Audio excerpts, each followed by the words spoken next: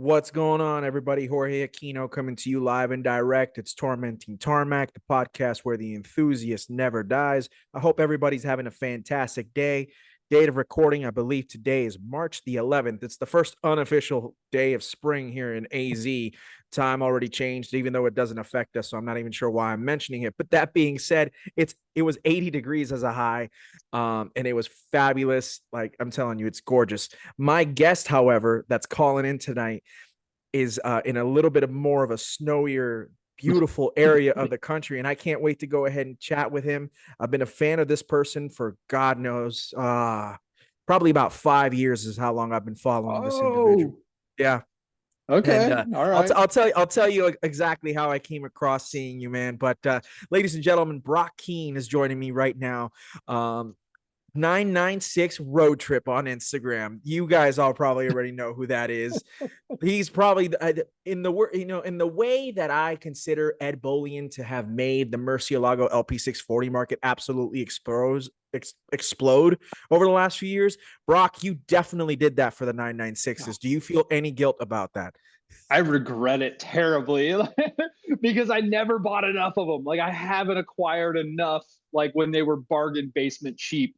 And now people are kind of like, and I don't know if I can be blamed for this, but I think I contributed a little bit to the perceived value of the 996. Like what's really going on with that model. No, for sure, dude. Well, first of all, welcome to Tormenting Tarmac, Brock. It's an absolute Thank treat and a you. pleasure to have you on.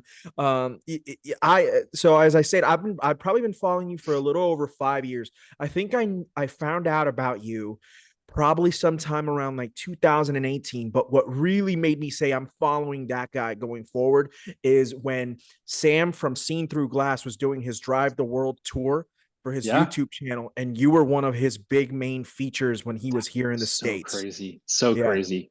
Yeah, that was wild. I had followed Sam a little bit and then saw that he was driving from California to Washington or to Vancouver, Canada, like Mhm. Vancouver, BC.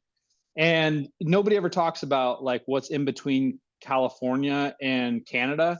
And that's Oregon and Washington. And I'm like, Of course. Sam, you don't know who I am. And I think I had like 13,000 followers at that point. Like, so things were just kind of like getting started. And I'm like, can we meet up? Like, is there any possibility that like we can hang out for just a moment?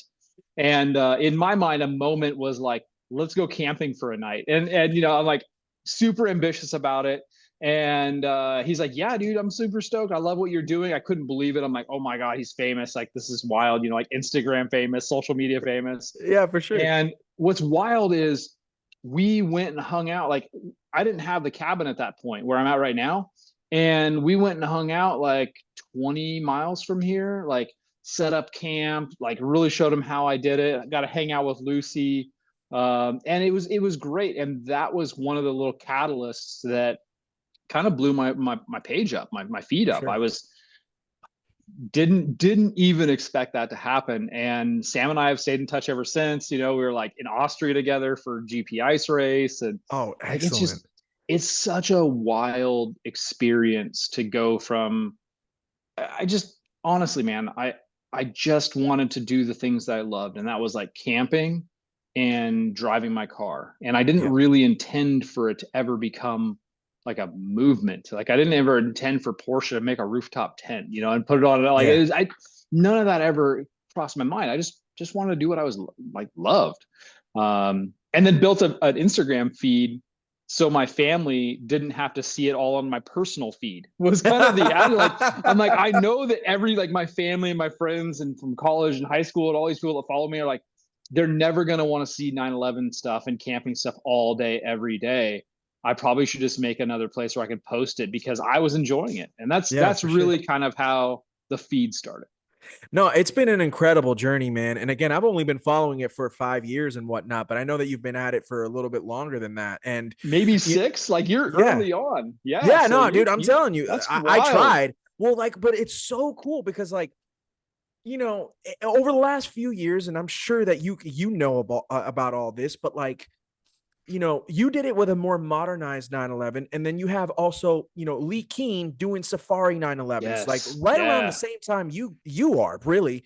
And so I feel like you two are the ones that re-revolutionized the fact that, you know, that made us all either remember or first of all find out for the very first time that 911s aren't just sports cars that go on the racetrack or on the tarmac or things of that nature. You and Lee Keen and anybody else who's done any type of safari type of deal, you guys were the ones that kind of like re-put it back on the map that, hey, 911s are fantastic off-road too, man. Yeah, yeah, it's true. And it's ironically is Lee and I aren't related at all. Oh, that's true. You guys have the same last name. Same That last is name, true. I not totally forgot related. about that. And same spelling, which is super, like, not that we get into all that, but like Yeah, Keen without an E on the end is a kind of a rare Keen, right? for And sure. so Yeah, it's funny that we're both we both share that last name and we both have a passion for the brand like we do. And probably even more specific that we chose to do what we did with the cars, right? Like very how much so. wild is that? And since then, Lee and I have connected up on things, and we were just we were out in Aspen for Fat Ice Race, GP Ice Race, whatever we're calling it these days. You know, and it was fun to like connect up and be like, yeah, it's wild. Like we do things with 911s that nobody ever thought rarely should be done, but really they're a great car for it. Like they They are a really are. really, really good car for this kind of treatment. They really are, man. And I, like I said, I think that you did something to the unloved 911. Let's be real for one Oh, second. The dude. 996 is definitely the most quote unquote unloved. I've had conversations with a friend of mine. Her name is Annie, and she and her husband are based out of up in Prescott here in Arizona. So it's a very similar vibe to what you have going on right behind Yep. you in the Yep. Pacific Northwest, which for those of people who are not from Arizona, yes, we actually do have quote unquote colder climates here in the desert. I know it's For shocking, sure. you know, but I remember telling her like, yeah, I absolutely love the 996. She looks at me dead in my eyes and she says, I love that for you. I Nah. could Yeah. and you know, to me, I don't care about the fried egg look on the headlights. But you know what you really did for me, and I think you did a lot for the others, is not just the 996, but you made the C4S cool in that generation Oh, because so good. people look at that car and it takes a couple of times for you to do a second look to then realize, huh, those hips, those they're a little bit real nice in a C4S compared to the to Yeah, a regular yeah. Carrera. You know what I mean? So let's kind of start there, man. Like, why of all the cars, I guess either a 911, and then when you decided to really do 911s, you were like, I'm going to go for the 996 of all cars. So I wish I could take, like, yes, there's, so how do I phrase this? I'm a big believer in like the subconscious and like, you know, this whole idea of like manifesting your dreams and like, and 100%, things just dude. like bringing things into your life. And early on in my life, and this is that's funny that I say this. Some guys are going to watch this and they're going to give me shit about that statement. But early on in my life, like the 996 was like the first generation of 911 that I got to see go from literally concept sketches Mhm. to sheet metal. Right. And so there's something about that particular process that I think really like just set with me. Like it just didn't ever go away. It wasn't that I was passionate about the 996 or anything in particular. I've learned to love the 996 beyond just before I owned one. Like I've always enjoyed that model, mainly for the fact that I'm a big fan of like the underdog. Mm-hmm. And to me, the 996 is definitely the underdog of the Porsche brand, really, at this point. Like people I feel like love transaxle cars. They love 924s, 944s, 928s, like the 914. Like they love those more than they love the 996. And when the 996 came out and previous to 996, those were the most unloved Porsches, Right. right? Like those, nobody wanted to touch a 914. Like it had Volkswagen and Audi badges all over it, you know, like you know, stamped on all the parts, and nobody wanted that. And the 924 was essentially the same thing. So those are the unloved cars. And what I love so much about the 996, and I'll tell you how I got to it here in a moment. But as I love the fact that I look at it now, and it's kind of like the line in the sand for the brand that says it's time for us to change. Mhm. because they had to go from being an air-cooled motor to a water-cooled motor. And there was multiple reasons for that. And the brand was also suffering a little bit financially. So, they had to make the 986, which is like the first new model in decades. So they're putting out the Boxster, and then they were going to blend those two cars together so they could share parts, and that was controversial. So the controversy and that whole like idea of being the black sheep of the brand was really, really appealing to me. Like I loved that because I'm an entrepreneur, and Right. for me, being the underdog always kind of like just fit that mold. And so I think the 996 and myself, we just kind of found each other in that sense. But No. I wasn't looking for a 996. I was actually looking for a 964 C4. Okay. I was looking for something that was all-wheel drive. I was looking for something that I could take to the mountain. I wanted to be able to go skiing and snowboarding and like just do things in it. Not to say off-road like what I do and things like that, but I wanted something that had a little bit more grip than a Mhm. traditional rear-wheel drive car. You wanted the Um, STO before the STO became a reality. yeah, exactly. Facts. Yeah. So for me, what happened is I'm like every day, cruising Craigslist market, all these things that we do as like car people, whether Mhm. we can afford them or not, we're just cruising them constantly. Every day. And this, yeah, right. Like, and this black and the ad, I wish I would have like screenshot the ad. I screenshot everything else except for the ad, but this black 996 Tiptronic um showed up on my in my search, and I looked at it and I'm like, well, that's not a Tiptronic, and it actually looked kind of blue, so I knew it wasn't just black, and it had sport seats. So to me, like, although like, okay, this is kind of a cool car. And then it was at a local Mercedes dealership, so I told my wife, hey, we got to go check this car out. We drove down to the dealer early basically the next morning, and the guy, the guy handed me the keys. The salesman handed me the keys, and I'm like, okay, this car is beautiful.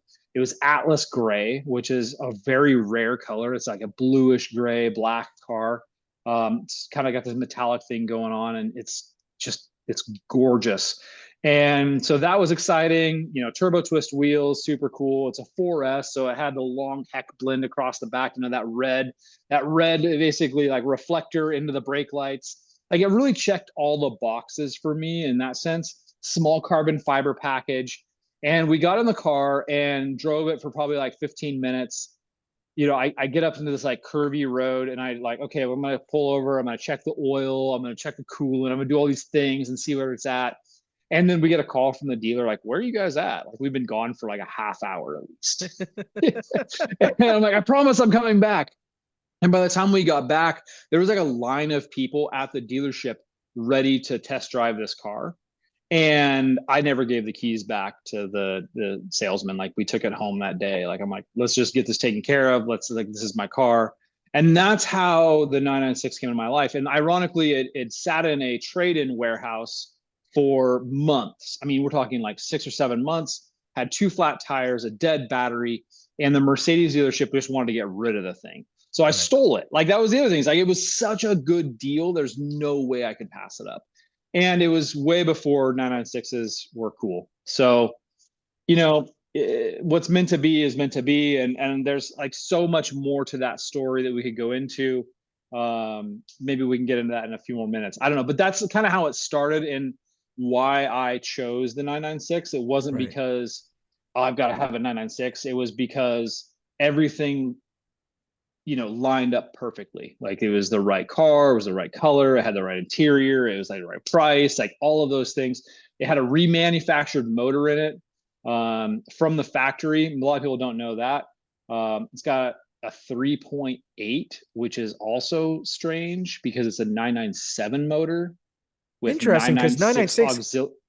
does the 996 have a 3.6? Is that right? Six, yeah. Six. Oh, dude, I didn't realize it. That's awesome. Yeah, so there's some really interesting things about this particular car. It's the 3.8 with all of the 996 auxiliary parts on it. So basically what had happened was whenever the motor failed, it failed not because of the IMS, just so everybody knows. Put it out there right now. It was an oil starvation issue.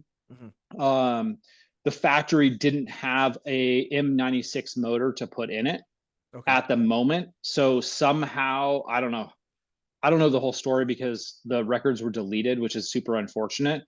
But they put an M97 motor in it, which is the 997 motor, which is super, So and an S motor at that. So it's really I was wild. gonna say, okay, so it's a bit of a hotter motor than the Yeah. 996 would get.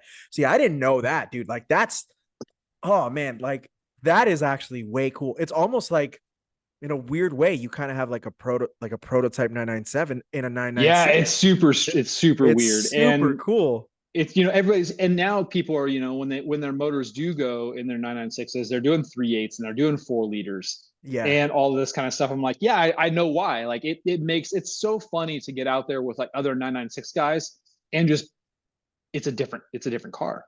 right. Like it's so much quicker and it sounds different. Like it's got the sport exhaust on it, so it's got this burble that the other cars don't have, and it's just really really interesting to have this particular car, which again I think is kind of a one of those things like, or you manifest these wild stories, and that's just kind of how my life has gone. No, and you know what I really appreciate about you, Brock, is because you mentioned the fact that you talk about manifesting, but the one key thing you said that as an entrepreneur, you always have this underdog mentality. And not only do you have it with the 996, but I'm pretty sure that I believe is your wife also doing the same type of vibe, but she has a Boxster, is that right? So, oh, dude, that's a whole another wild story. My life, I don't know why this is the case, but my life is full of these wild stories. So yes, we have a 986 Boxster as well. Right.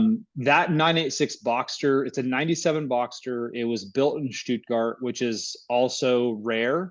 because early on in the manufacturing process, those cars, a few of them were still built in Stuttgart, and then they got changed to the Leipzig manufacturing plant. So they were Okay. manufactured outside of Stuttgart.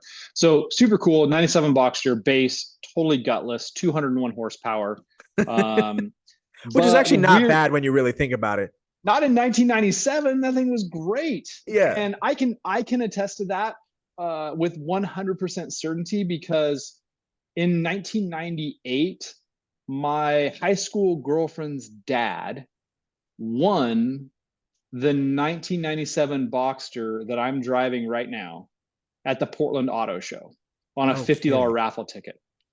Oh man, that's so rad. So this is the first Porsche that I ever drove. Like it literally like and I drove that car the night after. Like we picked it up that night and I got to drive it and scare the hell out of him. And I'm 17 years old, driving my first Porsche, and it's this 97 Boxster. The wild part about this whole story is obviously, well, maybe not obvious, but that girlfriend is not my wife. Like we didn't stay together that long. So we broke up and life goes on and whatever. And he sells the car, obviously, because people do. And he sells it to another person in the Portland, Oregon area. And it's probably been 4 years now. I'm again cruising Craigslist as we do. And I'm like, oh, look at this, a ocean blue metallic, box 1997 Boxster with Savannah beige interior. I should buy this car because it's just like the one that I drove for the first time. Like, you do these things as you get into like the certain point in life where you just kind of want to Absolutely. reminisce. Yep. And it was a smoking deal, it was like, I'm like, this is cheap. Like, let's go buy this. Um, so I drove back to Portland. I was here with Kevin. I drove back to Portland and drove to the guy's house, saw the car. I'm like, this is great. I'm like, I think I'm gonna buy it. And he's like, well, let's come inside and talk. He's an older gentleman. He's a doctor. And I go, so what's the story with the car? And he goes, well, a colleague of mine won it at the Portland Auto Show on a raffle Oh ticket. And I'm like, sold. like, like my that's god, my that's so car. Like, funny. give me that car right now. And I'm like, okay, well, I'm buying that car. I'll be back tomorrow with cash in hand. And the really cool part about that is when I came back to buy the car, he came out, he had everything ready and had a hard top and the little rack to put the hard top on, all this stuff. And he came out with a box that the car's bra was in. So for those people who don't know what a car bra is, it's like this protective thing that you put on the car before PPF. Right. And but it didn't have the bra in it. So he brought it out and I opened that box up and it has all of the paperwork and all of the articles that I cut out as a 17-year-old boy and gave to my girlfriend's dad because I was obsessed with the car. Dude. So here I am, like whatever my age was at that time, getting everything back that had been gone for essentially 20 years, like handed back to me. So that's the Boxster story in a nutshell. And And you're my wife sticking to daily, it. and I'm sticking to it. My wife daily drives it. We bought a roof rack for it immediately. Like that's, of course, I got to do that. For sure. And she daily drives that car. She is. It's an amazing, amazing experience. And to be able to own that car and have that history with it is mega special. Dude, that is the coolest thing I've heard in like quite a long time. Like that doesn't happen to people very often. You know No, what I mean? no. But I will say this: it happens in the Porsche world.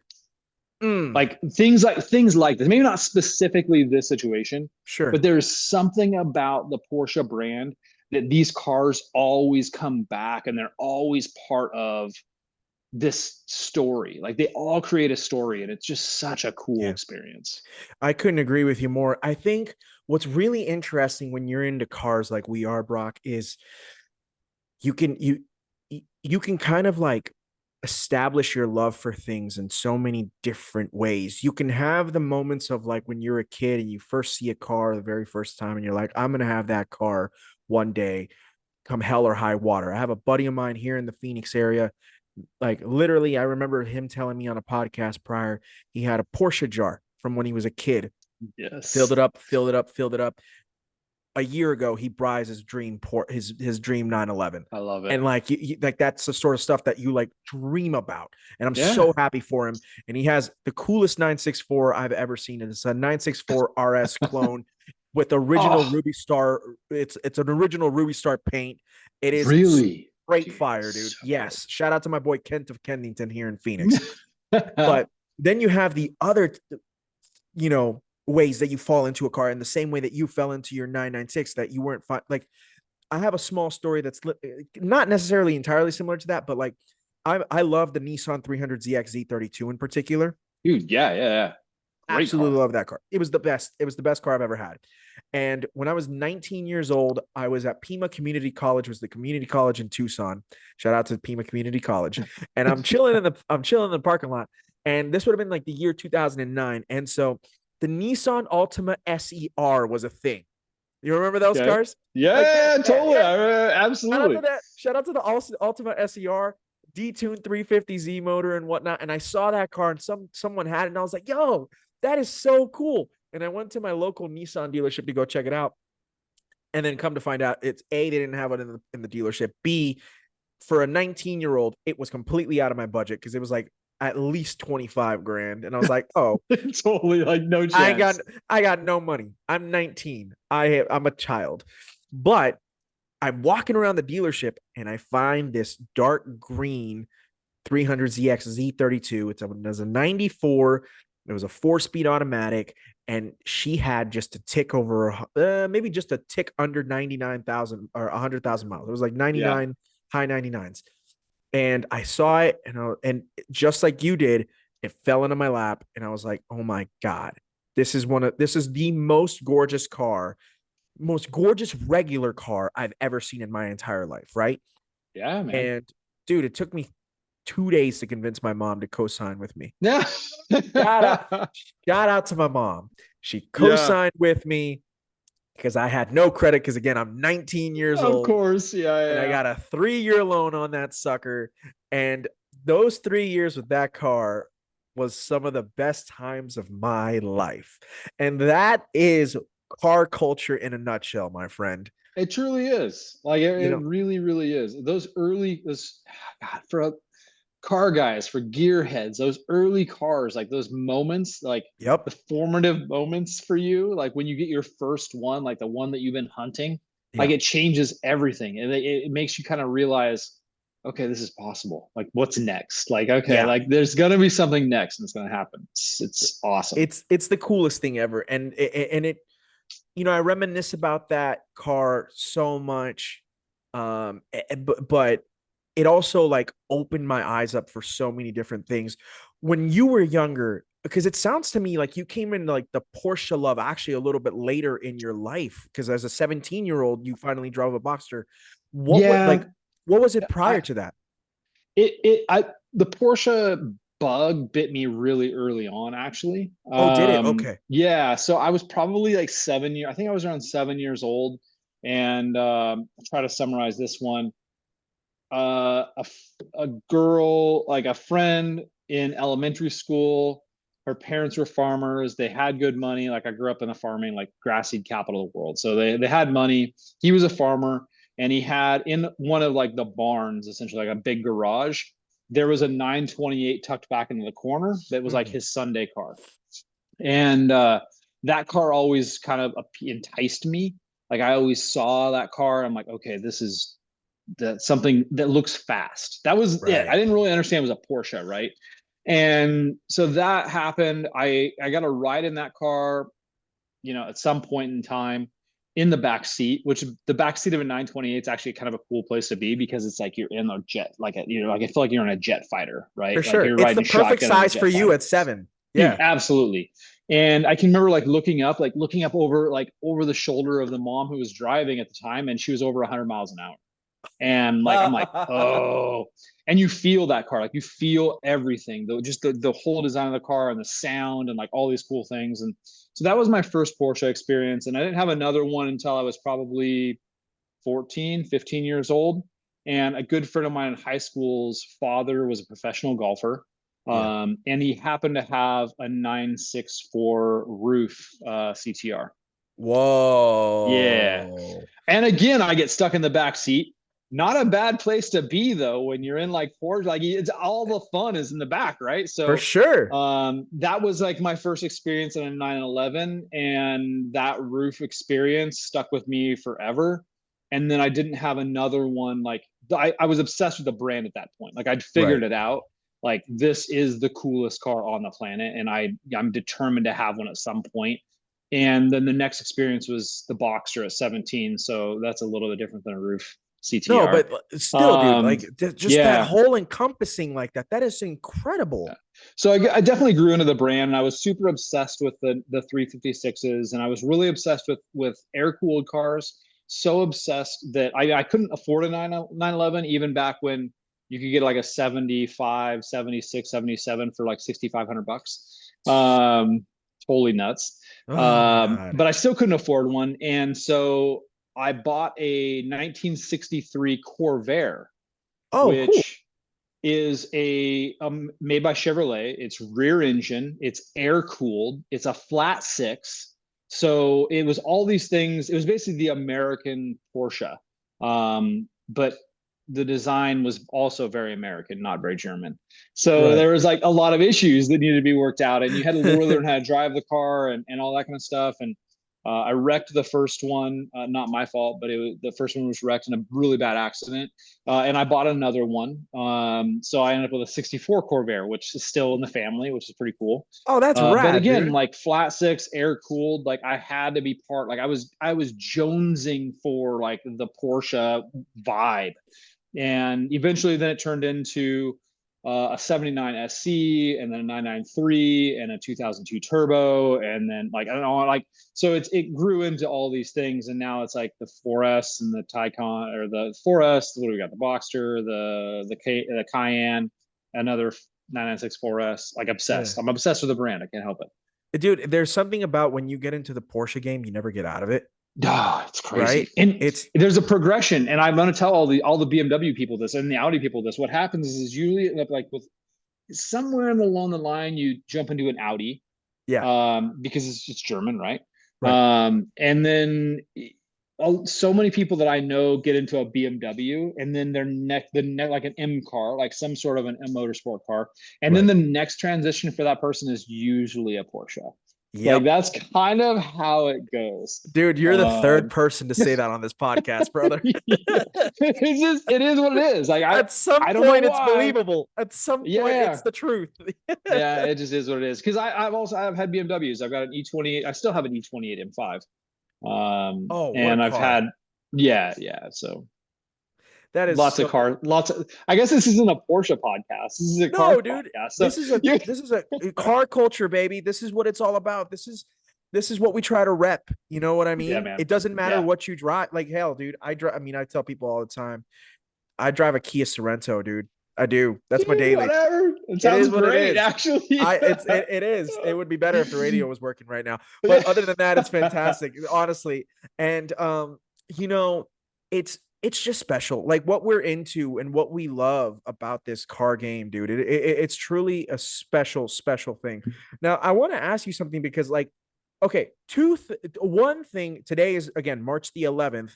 So I believe that today Porsche Newsroom, well, just Porsche in general, released the fact that the Taycan Turbo GT just set the Yes. fastest lap over at Laguna Seca a And few weeks yeah, ago, right? Laguna Seca, and of course Nuremberg, because that's what they And do. of course, Nürburgring, yes. Yeah. So I had a friend of mine. Shout out to my boy Danny P, who's also based up in the Northwest. Danny P on cars. Please go ahead and check him out. And 077 Media, that's my brother. And so he put up there a question where he was discussing did people actually ask for the changes to the Taycan Turbo GT, or was it just Porsche's excuse to go ahead and make it? And I answered, I think it's a little bit of both. I bring that up to you because A, you're a big Porsche fanatic, and B, there's a video that you literally released 5 minutes before we hopped on. It was like, oh my God, well, we got to talk about it. So, Yeah. did I hear you right? Did you say that there's a Taycan in the fleet right now with you?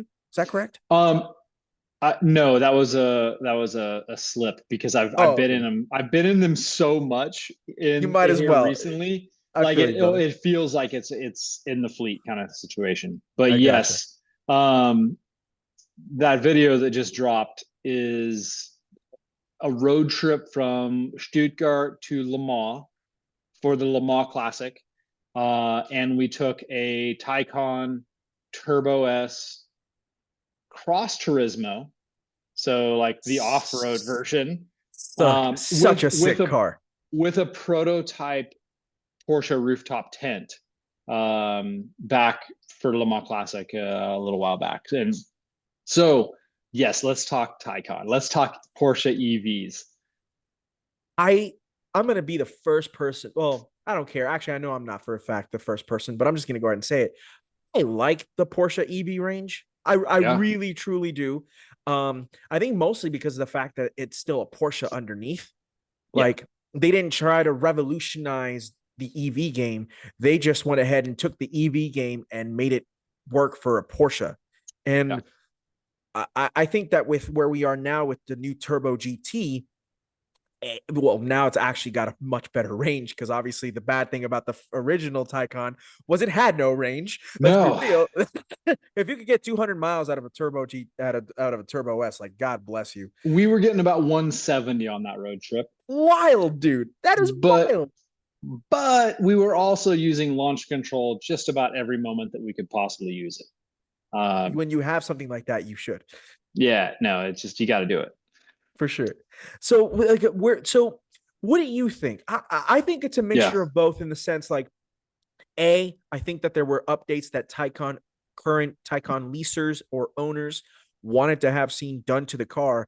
And then I'm not going to lie to you. I yeah, think Porsche also said, nah, screw you, Tesla. We are the fastest sport sedan on the planet.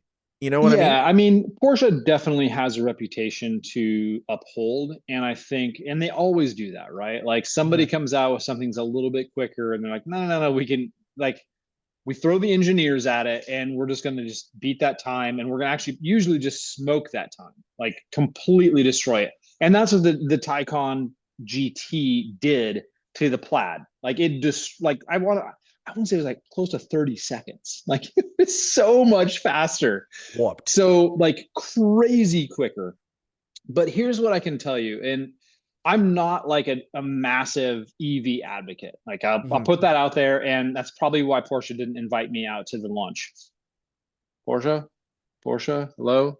Hello. but Putting it out there right now. What's going on, but guys? here's the thing, like, but it's honest, right? Like my Yeah. honest opinion of the car is I've driven now a range of EVs, and I've Mhm. driven a range of Porsche EVs, And what I can say is the Porsche EVs, the Taycan, right, Mhm. is Porsche. Like it feels like you're driving a Porsche. Like it has the DNA of the brand. And Right. I love that. Like that's the one thing. Like I throw me into a Tesla. I don't care how fast it is or whatever. It's just kind of numb. Like Right. it's empty, it's soulless, it doesn't have something. The same thing goes with just about everything else out there. And I would say the only exception to that, which is interesting, is the Rivian. Like I Mm, really, really like the Rivian. I think it has found its own niche in the EV world. right. And it's done it really, really well. Like that It that was. truck is beautiful and it's powerful and it's capable and it's got all this kind of stuff. And then of course the Cybertruck is just like, you know, Elon Musk going, I'm gonna Yeah, do something ridiculous. for sure. But back to Porsche, like the new GT is I haven't driven it, haven't been in it, but I can tell you that if you drive that car, you feel like you're driving a Porsche. Yeah. And as a Porsche owner and as a Porsche buyer, and if I were buying new cars, like those are the things that I look for. Like I want to feel like I'm driving this particular brand. I don't want to feel different. And it helps, you know, like the Taycan has a 911 steering rack. Like Right. that's such a big thing, right? Like you sit in the driver's seat, you hold on that steering wheel, and it feels like you're driving a 911 that's just quiet. Mm-hmm. But also super special because the sound that the Porsche EVs make isn't just like, yes, it's piped in through like the speakers and all of that, but it's amplified sounds that the motors actually make. Right. So what you're hearing in the car is actually the car. It's It's still just very making sure. mechanical, right? Oh yeah, it's really wild. Like it's not Jetsons, but it's For very like it's just it's unique in itself. It's kind of sure. like having a 996 with sport exhaust versus a 996 without. Like you know there's something different about it. So I Mhm. think the EVs that Porsche is doing are wonderful.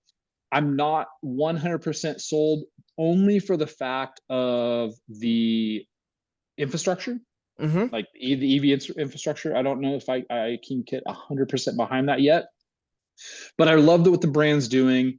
They're very conscientious of like making sure that it's Porsche DNA. I'm mega excited for the 718 EV. I'm Like, with you on that, dude. Somebody asked me like last year. Actually, shout out to my boy Austin Smith. He was asking me, what am I looking forward to in cars in the year 2024? And so did my boy Ryan Barkey. And I straight up told him without a lie, I'm actually low key looking forward to the Boxster and Cayman EVs yeah, because, and it's funny that you mentioned that the Taycan has like a little bit of 911 DNA to it. You talked about the 911 steering rack in it. I heard more than once that when you sit in the front seat of the Taycan driving, it doesn't feel like a Panamera, actually feels no, closer to a Cayman, which is I think really so. Oh interesting. yeah, yeah, for sure. Yeah. It's And I really find nice. it's Yeah, really sporty, right? it is really sporty feeling. I really think that the brand had to do that. They had to say, we can't make an EV, right? We can't make something that feels like it's just electric, like another electric car. Like we've got to take it to the next level, and we've got to make sure that it feels like a Porsche. And Mm-hmm. just because it doesn't make like ICE sounds, right? It's not making the Mm-hmm. combustion sounds. Everything else it does is pretty spectacular. The one thing that's really weird about EVs, in my experience, is the weight. Mm-hmm. Like they're all heavy, right? Because they've got these massive batteries, and the Taycan's no different. And I'm sure, and the Rivian definitely is no different. The Cybertruck, it weighs, it's like a spaceship, right? The It's like Lucid Air is 5,600 yeah, pounds. I which drove is that a year and a half ago, and yeah, it's really it's a banger of a car. Let me tell you that yeah, right yeah, now. Lucid Airs, they're very, very like talk about like driving dynamics in the same way that we're talking about a Taycan. It's yeah, not a Taycan, but it's damn sure better than a Model S. That is a yeah. great driving car, but it is 5,600 freaking Yeah, it's pounds. wild. It's a But lot of let's weight, like, man. if we can shift our thought process a little bit and realize that's just part of that design process and Sure. engineering, and it's going to get lighter. It will over time. It is what it is. But that's the one thing I will say about driving a Porsche EV is going from something that's like a 911 or a Boxster or whatever. The weight would be the only thing that Sure. I feel is the downside, but it doesn't really impact the handling. They've, in Porsche magic, they've managed to offset that with appropriate suspension adjustments and things like that. So very, very cool in that sense. I'm not opposed to the whole EV world. I do think that there are some issues that need to be overcome Right. before it becomes a viable, like, everyday Solution. option for normal Mhm. people, like for the average person. Yeah. But you got to have pioneers at some point. I And hear you, brother. yeah, I hear you. Well, because in your case, because like this actually will lead me into Northwest car culture because again, I think that it's completely yes, underrated and whatnot. But like you living where you are, you told me you've told us already tonight where you're hanging out. You're hanging out at the cabin. yeah. It's 10 times easier to get to a gas station. I mean, what's the I mean, not that you have an EV, so you're probably not looking this up, but just for craps and giggles, if you were to go ahead and put it up in Google Maps or in Apple Maps or whatever, how far away is the closest charging station that's not a Tesla supercharger network station? Oh, that's not okay. I'm glad you said that because Yeah. because I was going to say it's about 2/3 of a mile. It's really wild. Like there's a supercharging station here. I have no idea why. Probably because it's kind of like in the middle of nowhere and they had Right. to have something. But yeah, it's going to be at least an hour east or west, at That's least. crazy. Yeah, it's totally wild. And in that time frame, you're going to run across. I mean, I can actually count. Going west, you're going to end up with probably 7 or 8 like gas stations. Going Mm-hmm. east, you end up with a couple. Um, but charging stations not happening. Like it Yeah. just the infrastructure isn't there. So that's the challenge that I think EVs have, and especially when you live in remote areas or less developed areas. Like Mm-hmm. it's not a viable option and for a Yeah. lot of people at this point. But that's okay. Like it's the beginning, right? Like we're at the I think we're start. getting there. We're getting there. We're Yeah. going to get there eventually. And but here's the other side of it. Maybe we don't get there eventually. Maybe this turns into, like, the death of the electric car. Like maybe it doesn't actually happen. Like we find Mhm. out that mining cobalt, doing all these things to make these EVs doesn't really make sense. Right. And what makes sense is something like alternative fuels, which is also something that Porsche is doing, Yes. right? They have that. They So have that fixed factory that they're working on stuff in Chile, if I'm not they've mistaken. got that Chilean factory, and they're like making fuel essentially out of water, right? Like Yep. and you can, and for me as a classic car driver, I like to say that because I'm driving a 996, it's a classic now. But for all these air cooled cars, Yeah. at some point maybe we don't have fossil fuels anymore, so we have to have something else, and Porsche is developing those things. Right. So they're out there saying, hey, listen, we're going to find a way to make sure we keep our cars on the road. And that's another really cool thing about the brand. I sound like a brand advocate. I just actually am proud of what they're doing and I think it makes sense. But they're out there saying, how do we keep our cars on the road because they're amazing, right? Yeah.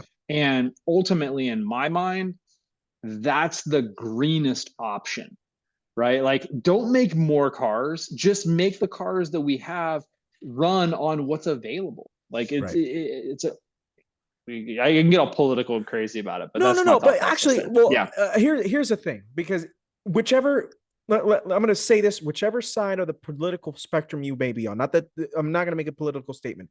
However, I'm going to make a factual statement. And I think you can attest to this. I think we live during a time where the regular car consumer is buying cars less and less. New cars aren't, and I think this is right. I don't think that the new car sales aren't that as high as they were maybe like several years ago, right? It doesn't seem like it. I don't It really doesn't know. I seem don't like know it. those numbers, but it doesn't seem that way for sure. So now, if I'm wrong, I'm welcome. I welcome you to Somebody's going to correct correct me. you, I promise. Right, and that's perfectly fine. But I Yeah. only bring that up because instead of technology goes and moves so fast. Excuse me, not so quack. I am a Well, it quack could though, be so there you quack go. too. Yeah, exactly. But like technology moves at a rapid pace, and I recognize that that's probably what makes the world go round the way it does, and that's beautiful because the human being and the human mind in particular, it is there's so many layers to it. It never stops learning. It's a beautiful thing. Right. That all being said, I wish we could go ahead and kind of get back to quality in the sense of like we're talking people are now talking about wanting to go ahead and make cars more disposable items. It's like, well, hold on, Uh, man. Why? Like, you yeah. know what I mean? Like, my car has almost 100,000 miles. I saw you put up a post yesterday.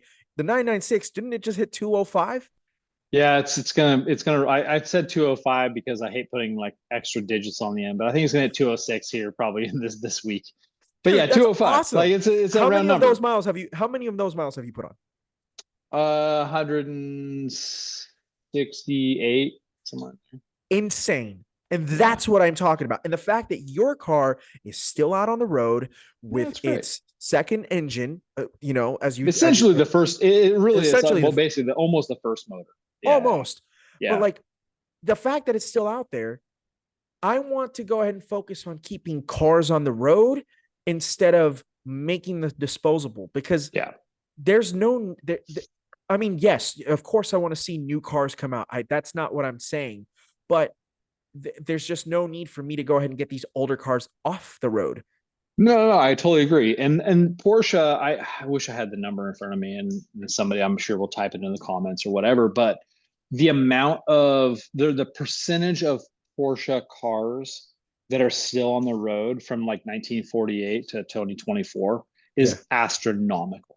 that's a hell Like of I'm it's talking about. one of Yeah, the what's one of the really cool aspects of the brand is yeah, obviously that means people are passionate about the cars and that kind of stuff, but it also means that they can build a car that lasts. right. And they're conscientious about that, right? They're Yeah, not they're not out there building a car like, okay, yeah, just get another one. Get another one every 4 years.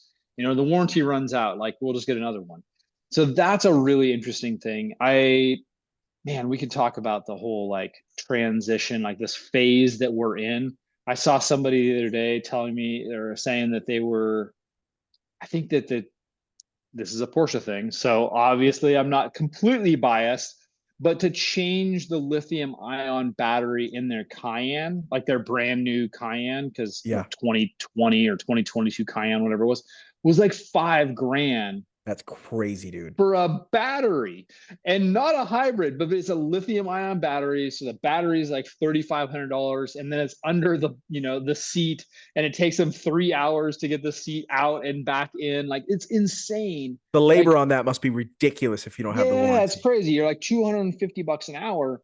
Like that disappoints me. Like I think Right, we can do better there, right? Like I agree. yes, I know there's this whole mentality of make money on services and like I get the whole side of that in the industry. But I also understand that Porsche has built like they have Porsche Classic for a reason, right? Mm-hmm. It's they remanufacture parts for old cars so they can keep those cars on the road.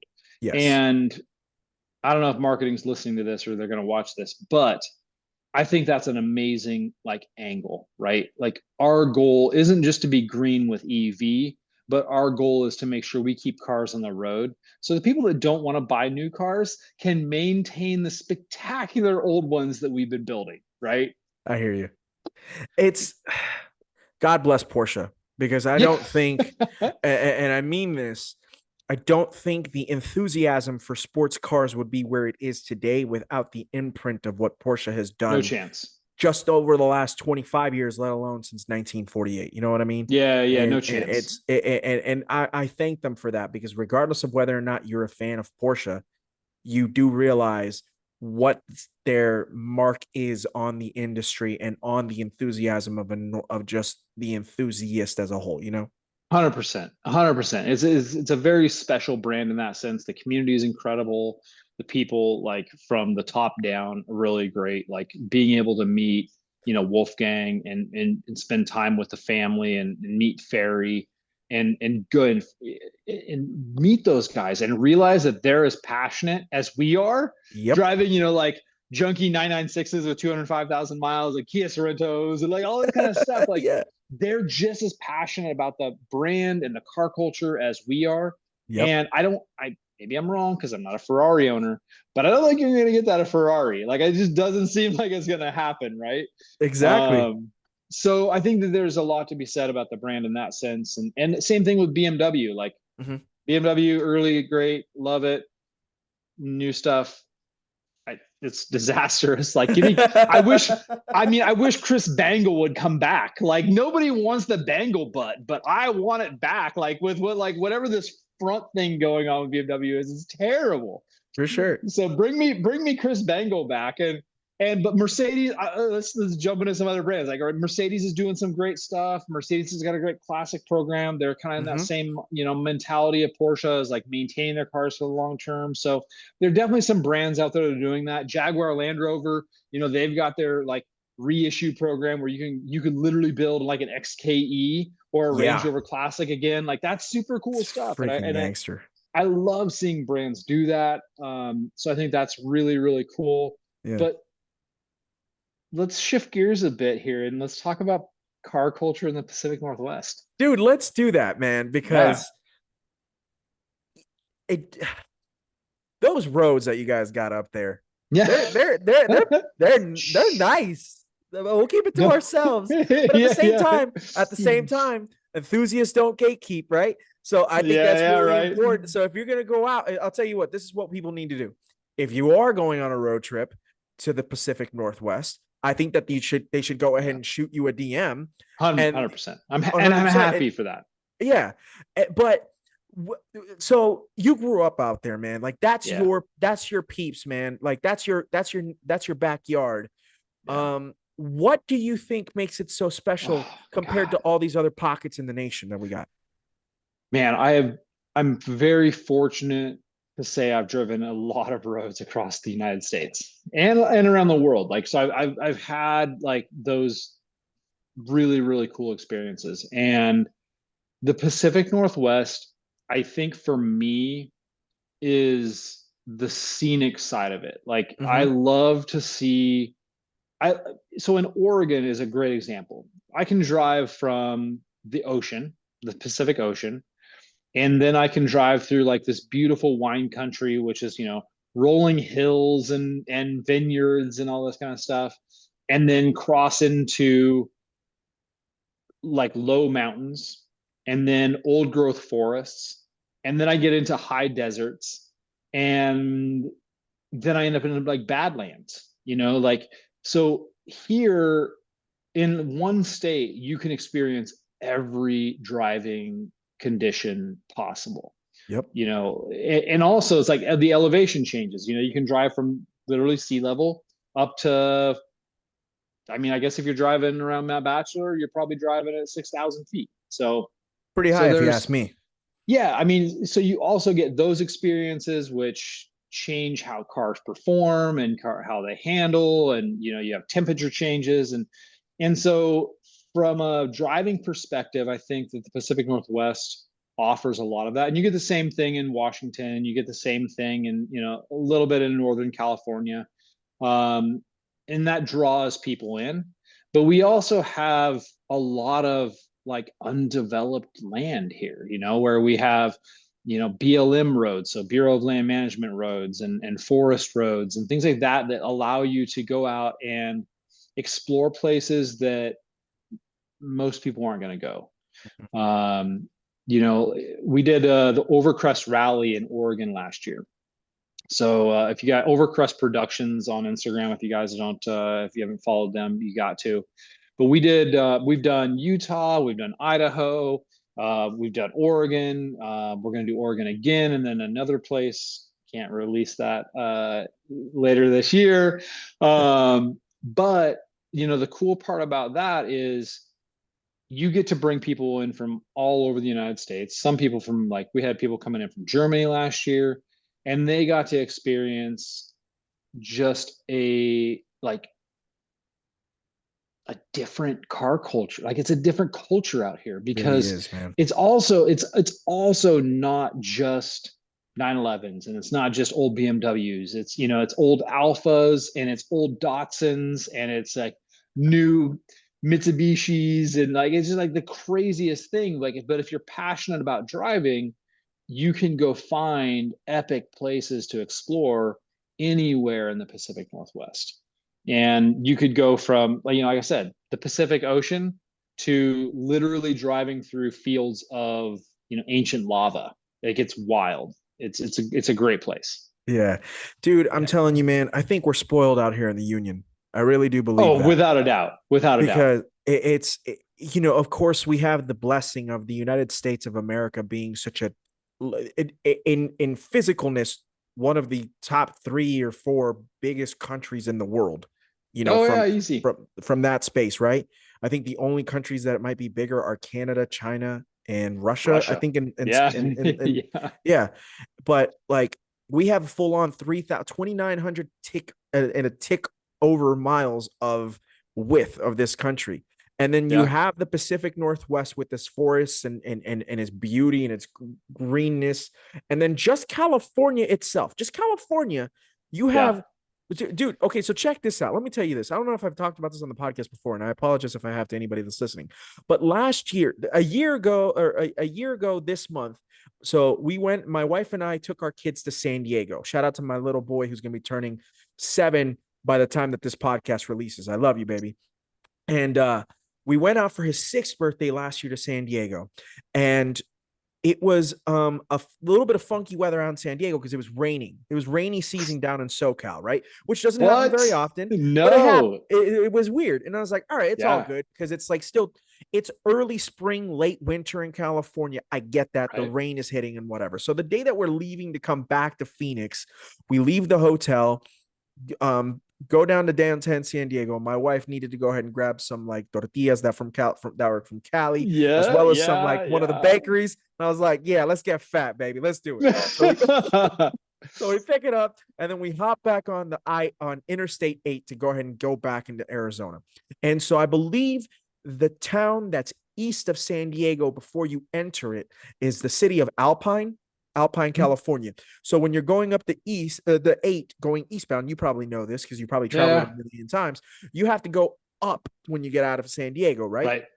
And so that's a full-on mountain that you're climbing. And I think you maybe get up to like what, maybe like 3,000, 4,000 feet. Yeah. Yeah. Probably in that. Yeah. Yeah. 3,800 somewhere in there. All right. So again, listener and viewer, because I think I'm going to put this up on YouTube because Brock's too cool. So Brock, this one's going up on YouTube, baby. I appreciate All it. right. I'll take it. Yeah. Man. So I'm climbing up the mountain, and mind you, it's pouring rain in San Diego as we're leaving. We climb and we climb, and as I start to get up higher, it starts to get a little bit whiter. Yeah. And you're like, mind you, late March, brother. This is late March. Right. And like all of a sudden, I've probably gone up like 2 miles, let's say, in elevation, and I'm in the middle of a blizzard, brother. I'm in the middle of a blizzard in Southern California, and I love it. in late March, and my wife is like, "We have to turn around," and I'm like, "Natalie, I don't think we can turn around. Like, there's no way. There's no exit. There's no U-turn. Like, this is it." And we're in the middle of standstill traffic. The temperature has gone from, it would have probably been like 65 degrees with the rain in San Diego. Yeah. We're in the low 40s at this point. And I keep climbing in the minivan, and it went from the low 40s to like low 30s, like in 5 minutes. Yeah, and for I'm sure. seeing on the side of the road, the motorcyclists are all pulled over because they can't climb up because they're, it's icy, it's snowy. Totally. No dude, chance. When I tell you sketch, because again, I'm a desert rat. I'm from Arizona, and then my family is from Puerto Rico. Shout out to all my Puerto Rican peeps in the Caribbean, baby. And so like I'm used to warmth, and I love the cold, but I don't live in the cold, and so I don't drive in it very often. And as I'm climbing up the snow, it's very white at this point, right, for sure. And we get up to the top before you start to go ahead and come back down. And as we're coming back down, boy, that's even sketchier because, like, again, horrendous, situation or whatever, horrendous conditions. Yeah. And I saw at least 2 cars, Brock, who lost it Oh And yeah. thank God for the piles of snow right before the guardrails. Because if there is no piles of snow, they're going over, bro. Straight into it. Yeah. Two Yeah. of them I saw. And also, mind you, as I stated, these motorcyclists who got stuck, who can't climb up, they're calling people. And so you're seeing pickup trucks, and then they're loading motorcycles onto this pickup so they can go ahead and go over the mountain and stuff like that. Yeah.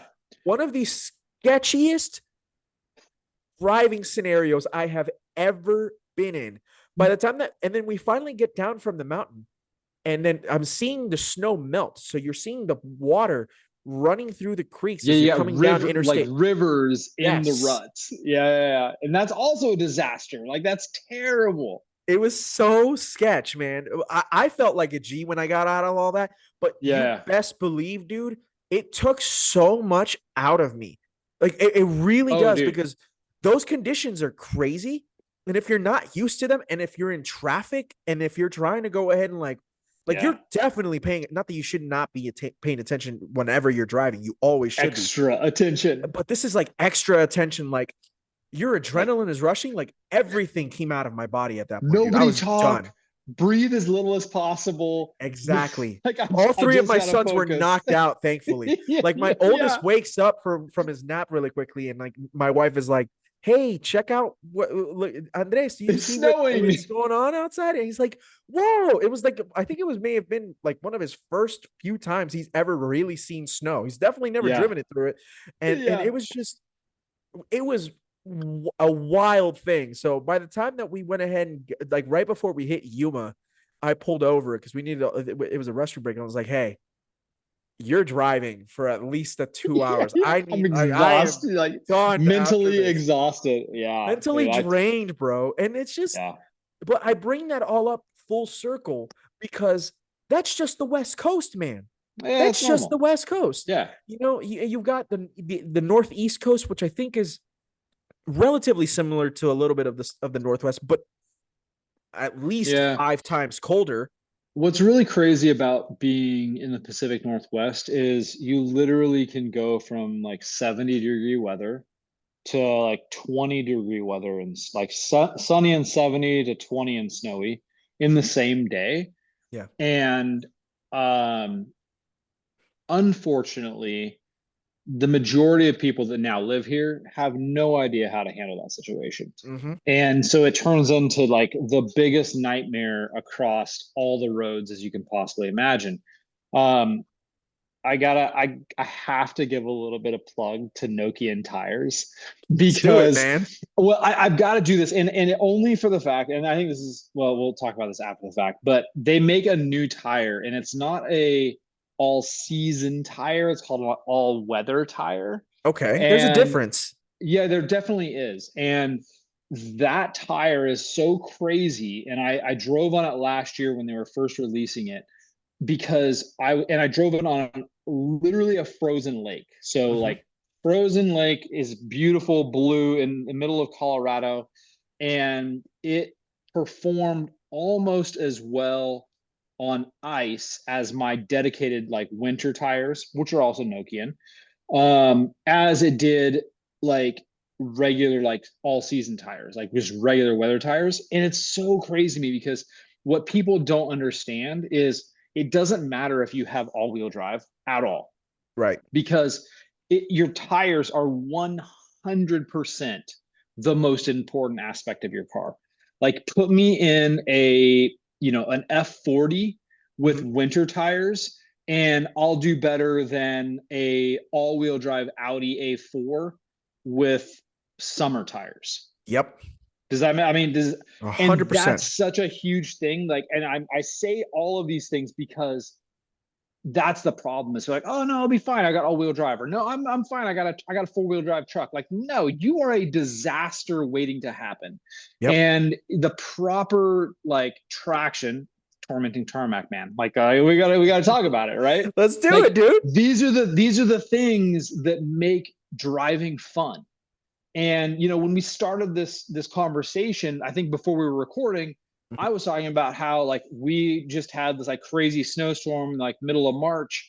And my favorite aspect, I love low traction environments Yep. with high traction tires. right? Like, because then you're able to control everything. You don't have to be going, 80 miles an hour to get a fun drift in. You can be going 30 and like know how to like just give it a little blip, toss the tail end out, and know it's going to get traction because you got the right tires. Right. And that to me, like, if there's a moral to this entire podcast, is like, please make sure you got the right tires. Listen, we talk about it in a funny sense. And then we also talk about it, not to bring it down, but like genuinely, because I think it's so serious. We remember the people whom we've lost because of not correct tire situations. We think of Roger Rodas, we think of Paul Walker, we think about the CGT.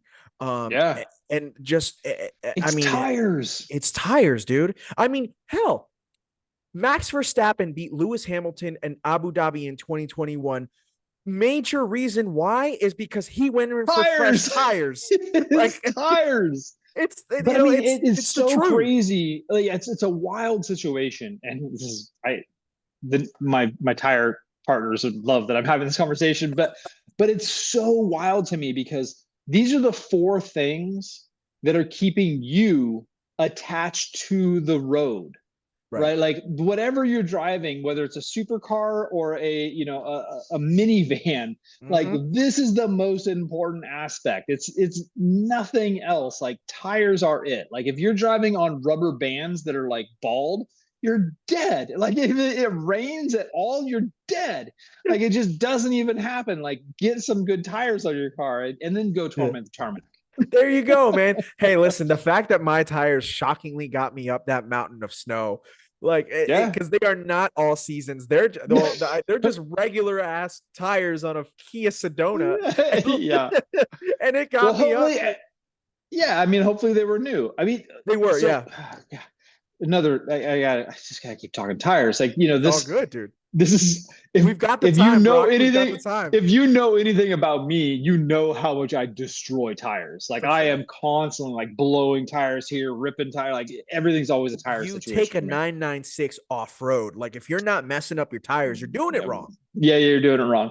But this weekend, we're out doing this thing. We're doing a winter road trip, and we're doing it for Nokian tires and Bosch and it was crazy because I'm running Nokian Hakkapelitas, which are dedicated winter tires. They're studless tires. They're amazing. Best you could, honestly, the best you can bet. They're Finnish, right? Like these guys know what they're doing. And then one of the other guys was running Bridgestone ATs. Okay. So they're running BFG ATs. And then another guy was running Conti DWSs. So we actually had, and then my wife was actually running on Pirelli Soda Zero. So you've got 3 of the heaviest tire makers in the game. All the best tire makers in the game. And watching each person on the same exact road, I was leading the entire road trip, but watching in my rearview mirror and watching how they were all performing was such a fascinating experience because I could see the person with AT tires and they were doing all right in snow, but as soon as it got cold and icy, it was a nightmare. They turned to hockey pucks.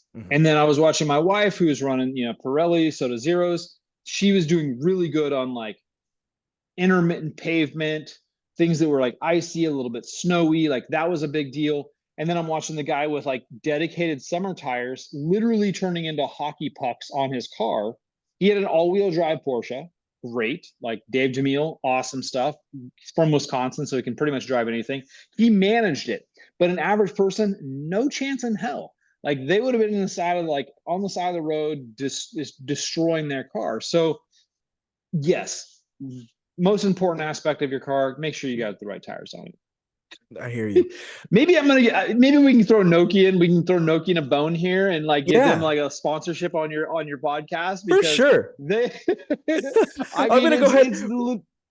Yeah. When I upload the podcast, I'm gonna go ahead and put because there's a question that Anchor asked was do you have any promotion? And I usually put no. I'm putting yes. Big shout out to Nokian. Put Nokian. I'll put you in contact with them. We'll make sure they authorize it. You'll be good to go. Oh, dude.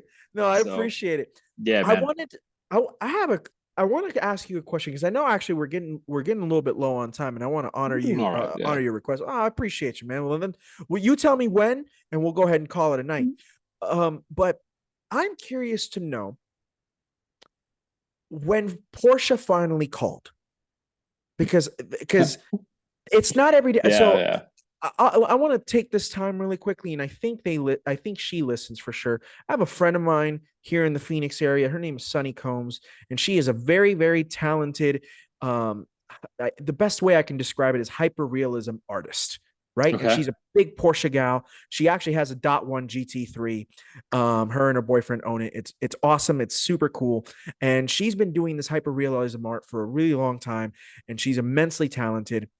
And on February the 13th, which I guess is unofficially Galentine's Day, obviously, Yeah. Yeah. she did a sick ass collab with Porsche USA. And Really? she did. And they have a reel on it and everything. It's got like 1 million views. So big shout out to her. What? And Super cool. I think the other young lady is Samantha Zimmerman and Okay. Ray Roberts. So shout out to all three of those ladies. You can go ahead and find them all on Instagram. Big shout out to my homie, Sunny. Sunny.drives is where you can find her on IG. And I remember asking her, I was like, dude, Porsche USA called you. Like, that is wild. So when Yeah. Porsche calls Brock Keane after they've either Man. seen through glass, or they're just straight up seeing your adventures in a 996 doing things that a 996 usually wouldn't do, or maybe taking it back to the old school of like, oh, this is when G bodies were doing crazy rallies in Monte Carlo and whatever. Like, Yeah. what was that all like, dude?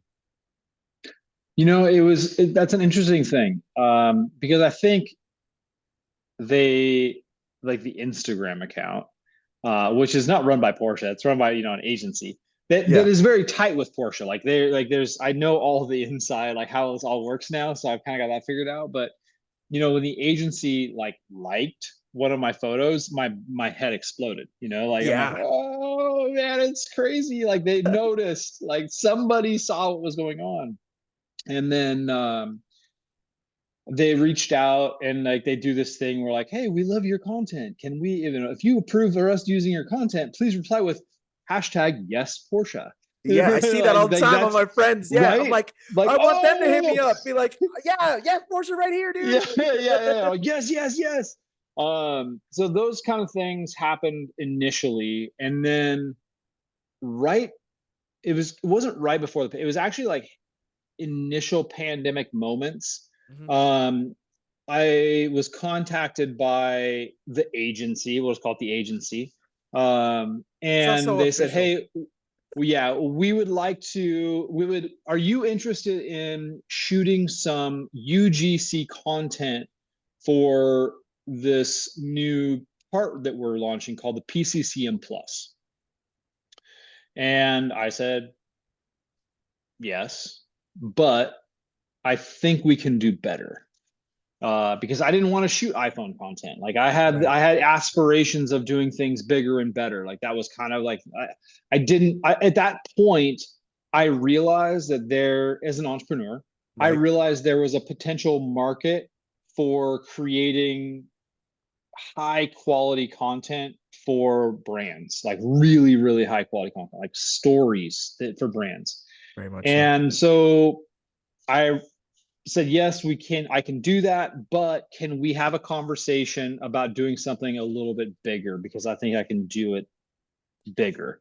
And Right. then where that came from is the guy that I started shooting content with, his name is Brandon Haley. And Brandon and I would like just go out and hang out. We were actually Range Rover Classic buddies. He had an old Range Rover Classic, and I have a Range Rover Classic. And so we would go shoot that, and then I put the 911, and then we put the rooftop tent on it. And he's like, "Let's shoot some crazy stuff with the rooftop tent." And we were out on the Oregon coast driving on this basically patch of beach that you can drive on, which is spectacular. I can't tell that one. I'm sorry because it just gets ruined, but it's absolutely spectacular. And it's such an awesome story. And maybe I'll send, I don't know if you edit footage in or something like that, but I'll send you some footage and maybe you can drop it into your I podcast. can do my best, and if not, I'll definitely put it on the Instagram post so that way people can see so it. so what happens is we're out driving. He's driving his old Range Rover. I'm driving the 996, and we're driving on the beach. and he's shooting out the, like the passenger window, like trying to get rollers of me driving down, this Oregon beach at kind of a sunset-ish time. So always cool. And then all of a sudden, and he's driving right next to me. And so right in between us, we get buzzed by this like massive drone, like just goes right between us. And we're like, what was that? Like, we're like, this is insane. Right. And then of course we see there was a huge drone going between us. And then not far behind the drone was like a Mercedes Sprinter van with this massive camera and arm hanging off the front of it or the side of it or whatever it was. And we're like, okay, this is wild. Like, this is some Hollywood shit. You don't see this in Oregon, right? For sure. Yeah. So we keep doing our thing, and then I'm like, I turn around, I'm like, I'm gonna go find these guys. We gotta go talk to these guys and find out whether, because I wanted the footage. Like, I knew it was gonna be cool. And I ended up meeting up with them. And they're like, oh yeah, we follow you on Instagram. And at this time I had like maybe 13,000 followers, somewhere in that range. And I'm like, well, hey guys, like, let's hang out a little bit more and let's shoot into sunset. So we shoot some stuff, and I didn't know anything about camera equipment. I didn't know anything about drones at the time. I had no idea. I just know it looked cool. Turns out that this is like these guys via films, and they're shooting. I could be completely wrong, but in my mind, this is what it was. It was essentially like a $300,000 setup, like camera setup, drone setup. It's the same kind of gimbal that they shot with for Top Gun. Okay, but it's hanging off the. And here I am, like in my 996, and they want to shoot it. I'm like, all right, cool, this is great, So they got this crazy red camera, like all the red helium, 8K, like nutty stuff. So they shoot this stuff. We do this content. It wasn't long after that Porsche reached out to me, and I said, hey, I'm sure we can do better. So I call these guys up, not knowing if they want to like do anything. I'm like, hey guys, you want to do like a little hobby project? They're big deal. Like, they're a big deal production company. And they're like, sure, you're cool. Right.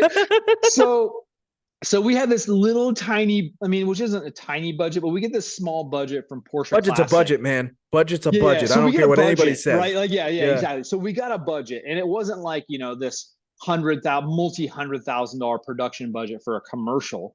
It was like, here's some money that'll pay for your guys' gas and these guys' time, and that's all you get.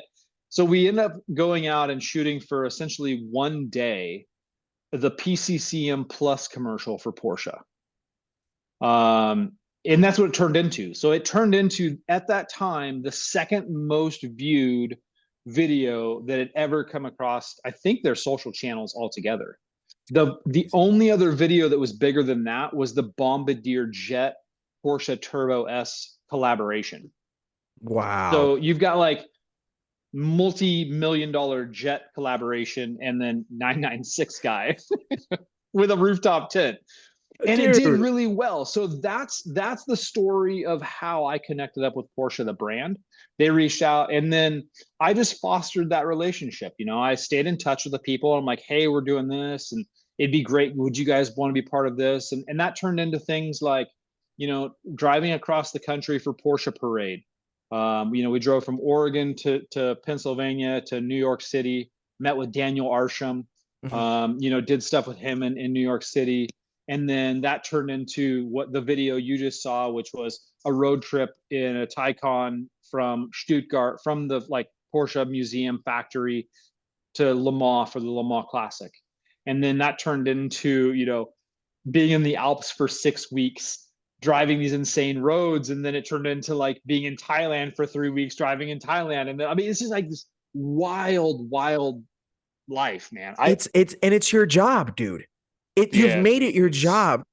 It's unreal. Like, I'm terrified. Like, I don't know. Every time I come back from a trip, like I don't have enough time for it to sink in. Right. And I just can't, I still haven't been able to wrap my head quite around what's going on. It's because I'm just a normal dude. Like I just drive a 996 with a roof tent. Like, that's how it all started. Like, but you know what, man, and I'm not going to say this to go ahead and like, pump up your ego or anything like that, but from when I first watched you on a video, and as I've continued to go ahead and watch your progression within the space, you just seem like a badass guy, and but who's got a heart of gold. And from what I can see, he's just like you're letting your inner child still like live out Dude, your fantasy in the best way possible, dude. Like we absolutely. all want to be able you we anybody who's following you and who's following your journey, we're all living through you vicariously, dude. So thank you. Ah, We mad I pressure, man. appreciate you, man. Not Mad not me, pressure. not trying to put that pressure on you at all, but like, No. but you are living out the dreams of me who works a regular 8 to 5 job and stuff like that. So Yeah. while I'm going ahead and yeah, I do a podcast on the side as a hobby to get a chance to go ahead and get to know enthusiasts all over my city. And I've now gotten the opportunity to go ahead and talk to people who I consider to be people that are deep in the game, such as yourself, such as Matthew Ivanhoe of the Cultivated Collector, who was just on the podcast 2 weeks ago, which is mind blowing in Awesome. and of itself. Johnny Lieberman, who was one of my heroes as a teenager, has been on my podcast twice. Ah, it's so cool, You know what I man. mean? Shout out to Zach Clapman of the Smoking Tire. Like all these guys, and then all these other individuals who have been on here. I'm not trying to flex, I swear to God. I'm No, it's but amazing. I'm getting to live out my dreams in a small way, and you're just you've got the Porsche budget behind you, bro. Like that is you did the thing, dude. You've done the thing. Yeah, it's a wild place to be, and it's one of those things, talk about manifesting our dreams and like this focus. And I mean, I'll try to wrap it up with this. We might end up talking for another 15 minutes, but the other day I was kind of going through my computer. I had no internet connection, so I'm like going through my computer, clearing out a hard like all my random things, and I was looking through my files, and I had one particular file, and it was like goals, like literally like it's titled goals. And I'm a big believer in like write down your goals, like put your stuff down on paper, like it's got to be written down, and that's how it kind of starts. And this one was from 20, want to say 2004, Okay. 2005, and it had a whole bunch of things on it, and it was everything from like I called it the to list, like to do kind of thing. And it was places I wanted to go, things I wanted to own, material things, Right. like all of this kind of stuff, cars, all that, everything. And it had like 4 checks on it for my things that I had done. I'm like, oh God, it's a dream. And I opened it up. I forgot that I had written it. I'm like, oh my God. Like it was like check, check, check, check, check, like all the places I'd been. I'm like, I forgot that I even wanted to do this. Holy shit. I wrote down I wanted a black Cayenne GTS and I got one. It's like I wanted a black 996 C4S. That's the weird one to me. So my car, my daily is not a 99 black 996 C4S. It's Atlas gray, right? Right. And so beggars can't be choosers. You picky whatever you want. But going through that list, I'm like, oh wow, black 996 C4S. I've got a black 996 C4S. It's actually out in North Carolina, turning into a safari car. So it's like all of these things like really started happening in my life, and I truly believe it's because I put them down on paper and subconsciously made those things a reality. And it kind of changed my thought process on things again. It kind of refreshed things for For me. and sure. and so if I'm out there inspiring people, which if you knew my backstory and what I did before all of this, it's similar. But that's what I would tell people. I'd be like, listen, put it on paper, and don't just type it. Honestly, like don't just type it on a keyboard, like write it down. There's something magical about like putting like a pen in your hand and writing it all out, and then just read it as long as you possibly can, over and over and over again, until you forget to do it, and then eventually it goes off and something else. And then you never know, 10 years down the road you're going to be able to check all those boxes. Yeah. And that's really what has happened in my life. It's like put it down on paper, and then continually try to align myself with the right place, the right time, the right people, and the right work ethic to end up with these crazy things. And I'm not like I don't have fancy cars, whatever, but I'm definitely living like my personal dream. Right. And dude, doesn't get better than that. Like it Dude, really, really doesn't. it really doesn't. And again, I admire you not only for the things that you've been able to achieve and the experiences you get to experience, because honestly, you've been, I think you're an incredibly humble dude. because you know that like it's one of those like, yo, what in the hell is happening? But what I really appreciate is going back to the using the agency for 1 second and whatnot. The fact that they reach out to you with an idea and you say, I have a better one. When they're the ones that are the marketing, they're the marketing arm for the enthusiast brand in the world. You know, of course, we have Ferrari, we got Lamborghini, BMW, and then you still have, you know, like shout out to anybody who's got a Corvette and American Muscle and whatnot. But like, I think it's fair to say that Porsche is probably the biggest enthusiast arm in cars today. Hey, there's the dog. How you doing? Talked about you earlier. Welcome in. But I love the fact that you went ahead and took an idea and told their marketing agency, I've got something better.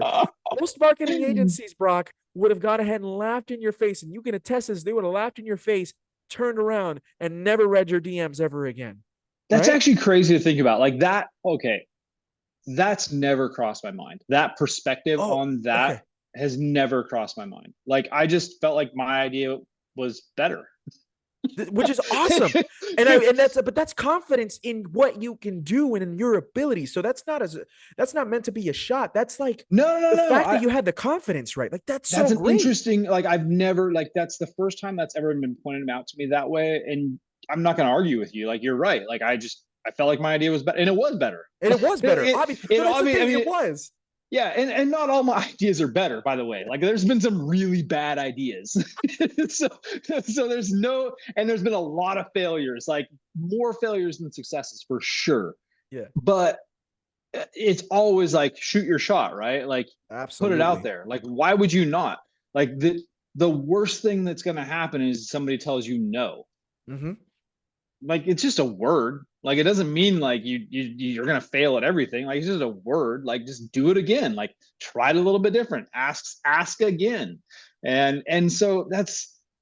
But yeah, I've never really crossed my mind about that. But you're right. It's weird. It's interesting. It's an interesting observation. But you know what I appreciate even more so about this story is the fact that it never crossed your mind. And it seems to me like you're the type of guy that straight up just doesn't take no for an answer. And that's the reason why you've been able to go ahead and achieve the things you achieved up until this point, and why you continuously strive to go ahead and just you are changing the game. You do realize that, right? I'm not putting pressure on you, but you a little are. Bit. Yeah. I think there was a little bit. There's definitely I've had some influence on things that have happened for sure. There's a lot of us out there that are doing it, and there's no chance that I would have been able to do this on my own. Like there's so many people behind the scenes. You know, it's like my wife is a crazy supporter of what I do. Shout out to her, dude. Shout out to her. Yeah. Sarah drives things. Yeah. Sarah drives things on Instagram. Plug it right now. Go follow. I do follow her, by the way. Absolutely. Awesome. No, awesome. Absolutely. And, I support you. You know, like all of the content creators, the photographers and the videographers and the editors, and like there's a lot of people that are now behind the scenes of what I do. Mm-hmm. And then of course the brands, you know, it's like obviously Porsche. Like there's no way I'd be where I was at without that brand. Yeah. And then you tuck into like the Pirellis and the Nokians and the Yakima racks for all of these things that go on. Shout out to Bosch. Yeah. Bosch. I mean, like we're just wrapping up an amazing, like Bosch has been a partner of mine almost since the very beginning. Like they've been there supporting me for everything, like windshield wipers every single year, you know, and we did SEMA this year and we did like the Sphere, which was crazy. That's like badass. Those are some insane projects, and none of this would happen without those guys. But back to the beginning of what you're saying is if I would have taken no for an answer, it probably wouldn't have happened either. Right. Like I had an idea, I had a concept, I wanted to run with it. And that's kind of what was the jump start to this. And then everybody else has kind of like contributed and made it what it is. So, and it's these things, you know, like I've done a dozen podcasts over the past, 5 years or whatever that also help getting out there. So thank you for having me on here and having this conversation, because honestly, this is my favorite part. Like, this is what I actually really like. Besides going out and camping and road tripping, like the interactions and these kinds of things are my Yeah. absolute favorite because I love being able to have conversations with other people that share a similar passion. For sure, man. No, well, thank you for, you said that you're not sure if you're an advocate, but dude, you are very much the ambassador, not just for Porsche, but I think you're a huge ambassador for a lifestyle, Yeah. which is an extremely cool lifestyle. And you work hard for it. You worked your ass off for it to where you are. So this is not one of those like, oh, I'll just take whatever I want and whatever. No, you made this into a realization. I'm sorry for the voice. People are gonna be like, what No, the no, no, heck you're is that? good, Did man. he? But like, it's cool to see. And I am a Yeah. big proponent. I do believe that good things happen to good people. Just in this last hour and 20 minutes that we've been discussing, I knew for a fact that I was going to go ahead and get into a conversation with someone that I think who, you know, probably sacrificed a lot to get to where they are today. But at the end of the day, when you look back, I guess my question is, has it been worth it? I know what the answer is, 100%. but Yeah, yeah, I yeah, would do it all again, without a doubt. yeah, that's Yeah, so I amazing. wouldn't, I wouldn't, I wouldn't. I mean, obviously, we all hindsight's 2020, so there's things that we would change or we would do differently. But ultimately, like I would take all the same steps. I would, make all the same phone calls and conversations and all of that kind of stuff over again. Yeah. Um, yeah, for sure, it's worth it. That's amazing. Well, Brock, Yeah, dude, I can't stress enough how enjoyable of a conversation this has been tonight. You have made my evening. I already had a pretty good day today, but like I knew for a fact that when I got a chance to talk to you, like I was like, we're gonna have a great time, and you have not disappointed in the slightest. So I can't thank you enough for being so game and hanging out with me, a guy that you've never met before, who literally is just having a podcast. And when you say things that this like doing things like this with people like us is your favorite things, like yeah. I take that with with pride and whatnot, because it's like, you know what, he's still an enthusiast and he's still a kid at the end of the day, you know what I mean? And I 100%, love without that a about no you, bro. doubt about it. No doubt Yeah. about it at all. Well, thank you so much for having me on, man. And Anytime. I'm looking forward to like when we can connect up in person and crack a beer and For catch up and sure. talk cars. Well, now it just gives me an excuse to go ahead and have to go up to the Northwest and not only go see my boy Dan, but then come and see you anyway. So that'll like we Anytime. double whammy. Um, I have one last question for you before we go ahead and wrap it Yes. up, and I want to know what car culture means to Brock Keane.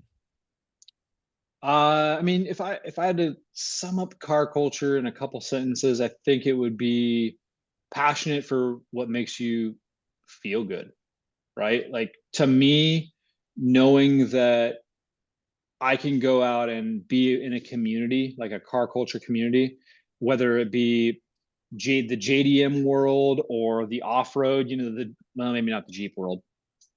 Uh, but I mean, really like in the off road world, whatever it might be, like I can go have a good conversation with just about anybody, anytime, no matter what their passion is. If it's, wheels and a motor and a steering wheel or handlebars, like I'm game. And to me, that's the thing about the car community. And that's the car culture that is super special is we all share a little bit of that.